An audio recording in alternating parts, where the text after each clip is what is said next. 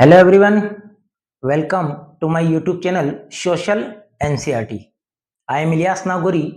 तो आज हम क्लास 10th इकोनॉमिक्स का सेकंड चैप्टर स्टार्ट करेंगे, जिसका नाम है सेक्टर्स ऑफ इंडियन इकोनॉमी। इस चैप्टर में हम इकोनॉमी के सेक्टर्स के बारे में डिस्कस करेंगे। तो आइए स्टार्ट करते हैं। देखिए, जैसा कि आपको पता है कि हर व्यक्ति कुछ ना कुछ एक्टिविटीज जरूर करता है, चाहे मैं हूं, आप हो, हमारे आसपास जितने भी लोग होते हैं कुछ ना कुछ एक्टिविटीज जरूर करते हैं। तो जनरली जो एक्टिविटीज जो होती है वो दो तरह की होती है। एक एक्टिविटीज जिसको करने से पैसा मिलता है तो उसको हम कहते हैं इकोनॉमिक एक्टिविटीज, और एक एक्टिविटीज जिसको करने से पैसा ना मिले तो उसको कहते हैं हम नॉन इकोनॉमिक एक्टिविटीज। इस चैप्टर में हम इकोनॉमिक एक्टिविटीज की बेस पर कुछ बात करेंगे और सेक्टर को डिवाइड करेंगे। तो जनरली अगर हम देखें तो जितने भी लोग जो हैं वो किसी ना किसी इकोनॉमिक एक्टिविटीज में लगे हुए हैं। All people are engaged in various economic activities.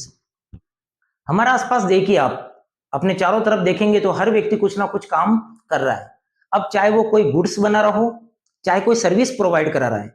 जैसे कि मैं भी आपको एक सर्विस प्रोवाइड करा रहा हूं, तो ये भी मेरी इकोनॉमिक एक्टिविटीज है। तो इकोनॉमिक एक्टिविटीज जनरली वो एक्टिविटीज होती है जिसको करने से पैसा मिलता है।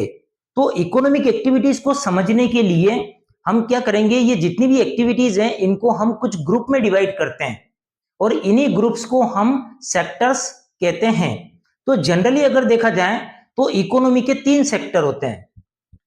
पहला सेक्टर प्राइमरी सेक्टर, दूसरा सेकेंडरी सेक्टर और तीसरा होता है टर्सरी सेक्टर। यानी जितने भी लोग जो हैं जो इकोनॉमिक एक्टिविटीज करते हैं उन सभी की एक्टिविटीज को हम यानी उनको तीन ग्रुप में डिवाइड कर सकते हैं। पहला तो प्राइमरी सेक्टर हुआ, दूसरा सेकेंडरी सेक्टर हो गया और तीसरा हो गया टर्सरी सेक्टर। तो आइए वन बाय वन देखते हैं कि प्राइमरी सेक्टर क्या होता है, सेकेंडरी सेक्टर क्या होता है और टर्सरी सेक्टर क्या होता है। तो सबसे पहले बात करते हैं हम प्राइमरी सेक्टर की। देखिए, प्राइमरी सेक्टर क्या होता है, those activities which produce goods by using natural resources in direct form are included in the primary sector। यानी प्राइमरी सेक्टर वो सेक्टर होता है जिसमें नेचुरल रिसोर्सेस का यूज करके कोई गुड्स बनाई जाती है, यानी डायरेक्ट फॉर्म में उसका नेचुरल रिसोर्सेस का यूज करके गुड्स प्रोड्यूस की जाती है। तो वो जो एक्टिविटीज होती है उसको हम कहते हैं प्राइमरी सेक्टर की एक्टिविटीज। फॉर एग्जाम्पल जैसे कि फार्मिंग है।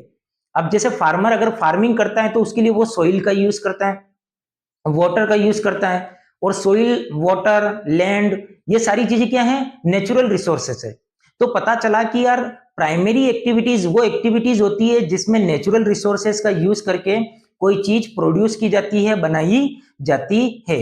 इसके कौन कौन से एग्जाम्पल है, जैसे कि एग्रीकल्चर हो गया, डेयरी हो गया, fishing, forestry, mining, animal husbandry, ये सारे प्राइमरी सेक्टर के एग्जाम्पल्स हैं। और एक खास बात एक और है कि जो प्राइमरी सेक्टर है इसको एग्रीकल्चरल सेक्टर के नाम से भी जाना जाता है। तो ये होता है प्राइमरी सेक्टर जिसमें हम नेचुरल रिसोर्सेस का यूज करके कोई ना कोई चीज प्रोड्यूस करते हैं। दूसरा जो सेक्टर होता है जिसे हम कहते हैं सेकेंडरी सेक्टर।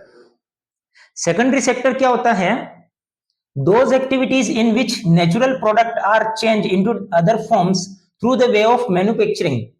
मतलब इसमें यह होता है कि जो नेचुरल जो प्रोडक्ट होता है उसको कन्वर्ट कर दिया जाता है।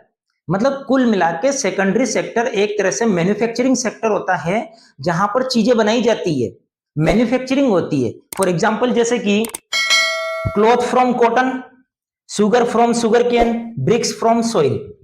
जैसे कि कॉटन से कपड़ा बनना, या फिर हम कह सकते हैं कि शुगर केन से शक्कर, या फिर जो सॉइल जो होती है, मिट्टी जो होती है, उससे ईंटें बनना। तो जहां पर मैन्युफैक्चरिंग होती है तो वो जो मैन्युफैक्चरिंग वाली जितनी भी एक्टिविटीज होती है उसको हम सेकेंडरी सेक्टर में इंक्लूड करते हैं। अब खास बात ये है कि जितनी भी ये मैन्युफैक्चरिंग जो एक्टिविटीज होती है ना, ये किसी छत के नीचे होती है। इसीलिए यानी कहा जाए कि किसी न किसी इंडस्ट्री में होती है या किसी न किसी फैक्ट्री में कोई चीज बनाई जाती है। तो इसीलिए इसको हम इंडस्ट्रियल सेक्टर भी कहते हैं। यानी जो सेकेंडरी सेक्टर है उसका दूसरा नाम इंडस्ट्रियल सेक्टर है। तो सेकेंडरी सेक्टर वो हुआ जिसमें हम मैन्युफैक्चरिंग करते हैं और रॉ मटेरियल को कन्वर्ट करके कोई नई गुड्स प्रोड्यूस कर दी जाती है, तो उसको हम सेकेंडरी सेक्टर कहते हैं। आइए थर्ड सेक्टर के बारे में बात करते हैं, जिसे हम कहते हैं टर्सरी सेक्टर। देखिए टर्सरी सेक्टर की सबसे खास बात यह है कि these activities by themselves do not produce good but they are aid support for production process. मतलब ये वो एक्टिविटीज होती है जो किसी गुड्स को प्रोड्यूस नहीं करती। यानी प्राइमरी सेक्टर में तो गुड्स प्रोड्यूस की जाती है, जैसे फार्मर फार्मिंग कर रहा है, एनिमल हस्बेंड्री भी हो रही है, फिशिंग भी हो रही है, माइनिंग भी हो रही है, फॉरेस्ट्री भी हो रही है, यानी कोई ना कोई गुड्स प्रोड्यूस की जा रही है। सेकेंडरी के अंदर मैन्युफैक्चरिंग हो रही है। लेकिन अगर हम टर्सरी सेक्टर की बात करें तो टर्सरी सेक्टर किसी भी तरह की कोई गुड्स प्रोड्यूस नहीं करता, ये केवल सपोर्ट करता है। चाहे प्राइमरी सेक्टर हो या सेकेंडरी सेक्टर हो, उन दोनों को ये सपोर्ट करता है। फॉर एग्जाम्पल जैसे कि मान लीजिए, अब जैसे सेकेंडरी सेक्टर की अगर हम बात करें, अब सेकेंडरी सेक्टर में जैसे कि मैन्युफैक्चरिंग हो रही है, अब उन लोगों ने जैसे कि ट्रैक्टर बनाया है या कोई भी गुड्स अगर प्रोड्यूस की है तो उसको मार्केट तक तो भेजना पड़ेगा, तो मार्केट तक भेजने के लिए ट्रांसपोर्ट की जरूरत पड़ेगी। इसी तरह से अगर ऑर्डर भी लेना पड़ेगा, सेकेंडरी सेक्टर वाले कोई चीज प्रोड्यूस करते तो ऑर्डर भी लेना पड़ेगा। तो मान लीजिए ऑर्डर लेंगे तो किसका यूज करना पड़ेगा, कम्युनिकेशन का यूज करना पड़ेगा।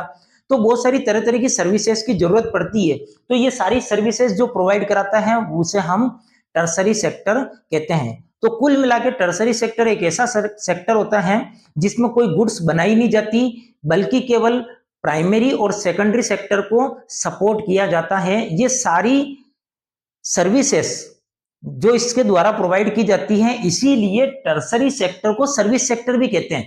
तो टर्सरी सेक्टर में बहुत सारी सर्विसेज आती है, जैसे कि ट्रांसपोर्ट हो गया, बैंकिंग है, कम्युनिकेशन है, स्टोरेज है, इंश्योरेंस है, ये सारी क्या है, सर्विसेज है। और ये सर्विसेज प्राइमरी और सेकेंडरी दोनों को ही सपोर्ट करती है। तो इस तरह से देखा जाए तो टर्सरी सेक्टर को हम सर्विस सेक्टर भी कहते हैं। तो इस तरह से ओवरऑल एक कंक्लूजन ये निकलता है कि हमारी जितनी भी इकोनॉमिक एक्टिविटीज होती हैं उनको हम तीन कैटेगरीज में डिवाइड करते हैं। एक तो वो प्राइमरी, दूसरा सेकेंडरी और तीसरा होता है टर्सरी। जहां पर नेचुरल रिसोर्सेज का यूज करके कोई गुड्स बनाती है तो वो प्राइमरी सेक्टर, जहां पर मैन्युफैक्चरिंग होती है तो वो सेकेंडरी सेक्टर, और जहां पर सर्विस प्रोवाइड कराई जाती है तो उसको हम टर्सरी सेक्टर यानी सर्विस सेक्टर के नाम से जानते हैं। तो ये होते हैं प्राइमरी सेक्टर, सेकेंडरी सेक्टर और टर्सरी सेक्टर है। प्राइमरी, सेकेंडरी, टर्सरी सेक्टर ये तीनों ही एक दूसरे पर डिपेंड करते हैं। यानी अगर एक की ग्रोथ होगी तो अपने आप दूसरे की भी ग्रोथ हो जाएगी, और अगर एक सेक्टर अगर डाउन जाएगा तो दूसरा तीसरा सेक्टर अपने आप डाउन हो जाएगा। तो आइए किस तरह से ये जो सेक्टर जो है प्राइमरी, सेकेंडरी, टर्सरी किस तरह से एक दूसरे पर डिपेंड करते हैं एग्जाम्पल के थ्रू समझते हैं। सबसे पहले हम बात करेंगे प्राइमरी सेक्टर की। जैसा कि आप सबको पता है कि प्राइमरी सेक्टर एक ऐसा सेक्टर होता है जहां पर नेचुरल रिसोर्सेज का यूज करके कोई गुड्स प्रोड्यूस की जाती है। तो प्राइमरी सेक्टर की बात करते हैं, जैसे कि मान लीजिए शुगर केन लेते हैं। अब फार्मर ने जैसे कि शुगर केन प्रोड्यूस किया, अब अगर if farmers decide refuse to sell sugar cane to a particular sugar mill. अब जैसे कि आपको पता है कि शुगर केन से शुगर बनाई जाती है, यानी जो शुगर मिल जो है वो सेकेंडरी सेक्टर है जहां पर चीज प्रोड्यूस हो रही है, क्योंकि सेकेंडरी सेक्टर क्या होता है, मैन्युफैक्चरिंग सेक्टर है। तो फार्मर क्या कर रहा है, शुगर केन प्रोड्यूस कर रहा है और उस शुगर केन से शुगर बनाने का काम सेकेंडरी सेक्टर का है। अब जरा सा सपोज कीजिए कि अगर मान लीजिए फार्मर मना कर देता है कि नहीं, हम इस पर्टिकुलर फैक्ट्री को, शुगर मिल को हम शुगर केन नहीं देंगे, तो क्या इफेक्ट पड़ेगा। देखिए सिंपल सी बात है, वो जो शुगर मिल जो है वो क्या होगी, बंद हो जाएगी।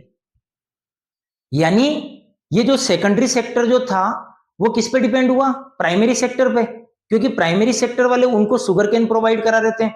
तो वो मिल चल रही थी, वो फैक्ट्री अच्छी तरह से चल रही थी। लेकिन जब उन्होंने शुगर केन देने से मना कर दिया तो फैक्ट्री को क्या करना पड़ेगा, बंद करना पड़ेगा। इसी तरह से दूसरा एक और एग्जाम्पल लेते हैं। अब हम बात करते हैं जैसे कि सेकेंडरी सेक्टर की। अब जैसे कि सेकेंडरी सेक्टर में जैसे कि कॉटन से क्लॉथ बनाया जाता है।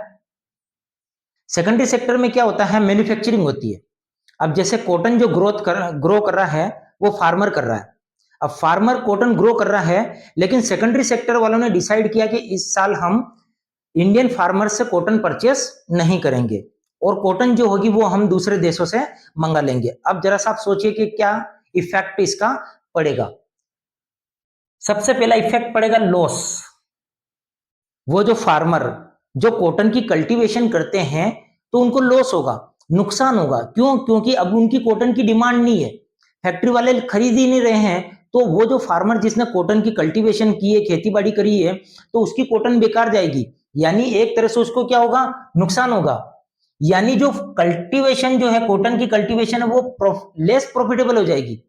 जहां कॉटन की खेती फायदेमंद थी, मार्केट में डिमांड थी, लेकिन अब फैक्ट्री के अंदर उसकी डिमांड ही नहीं है, तो फिर क्या होगा, फार्मर्स को काफी लॉस होगा और कॉटन जो एक प्रॉफिटेबल बिजनेस था, एक तरह से वो लेस प्रॉफिटेबल बन जाएगा।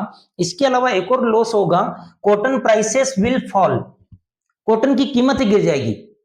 यानी इस एग्जांपल से ये पता चलता है कि जो प्राइमरी वाले थे वो सेकेंडरी वालों पर डिपेंड है।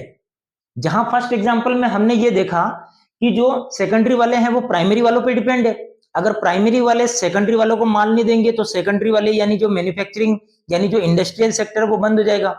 इसी तरह से अगर सेकेंडरी वाले माल खरीदना बंद कर दे, प्राइमरी वालों से अगर कच्चा माल नहीं ले, रॉ मटेरियल नहीं ले, कॉटन लेना बंद कर दे, शुगर केन लेना बंद कर दे, तो फाइनली क्या होगा, उन लोगों को भी नुकसान होगा। पता ये चला कि प्राइमरी वाले सेकेंडरी पे डिपेंड थे और सेकेंडरी वाले प्राइमरी पे डिपेंड थे। अब एक और एग्जांपल लेके हम टर्सरी के बारे में भी समझते हैं। जैसे कि टर्सरी में क्या होता है कि सभी सर्विसेज प्रोवाइड की जाती है। अब आपको पता है कि टर्सरी सेक्टर एक ऐसा सेक्टर है जिसमें चीजें नहीं बनाई जाती बल्कि दोनों ही सेक्टर को हेल्प की जाती है। अब टर्सरी सेक्टर में सारी सर्विसेज आती है। अब फॉर एग्जांपल मान लीजिए जैसे कि फार्मर जो है, अब वो किसी चीज को ग्रो कर रहा है।